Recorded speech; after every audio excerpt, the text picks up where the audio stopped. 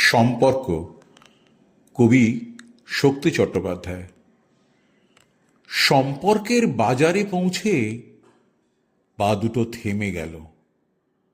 সম্পর্ক বিক্রি হচ্ছিল ওখানে, খোলা বাজারে। আমি কাঁপতে কাঁপতে জিজ্ঞেস করলাম, কি দামে বেচছো ভাই এই সম্পর্কগুলো? দোকানদার জিজ্ঞেস করলো, কোন সম্পর্কটা বানাতে চান আপনি? ছেলের না বাবার, বোনের না ভাইয়ের? বলুন আপনি কোনটা চান?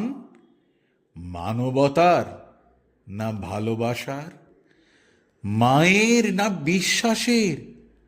বাবুজি, কিছু তো বলুন, কোনটি নিতে চান?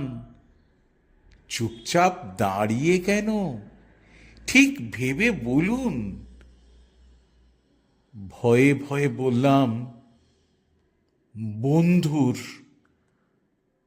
দোকানদার ভিজে চোখে বলল, দুনিয়াটা এই সম্পর্কেই তো টিকে আছে। তবে মাফ করবেন বাবুজি, এই সম্পর্কটা বিক্রির জন্য নয়। এর কোনো দাম দিতে পারবেন না। আর যেদিন এটাও বিক্রি হয়ে যাবে, সেদিন দুনিয়াটা উজাড় হয়ে যাবে।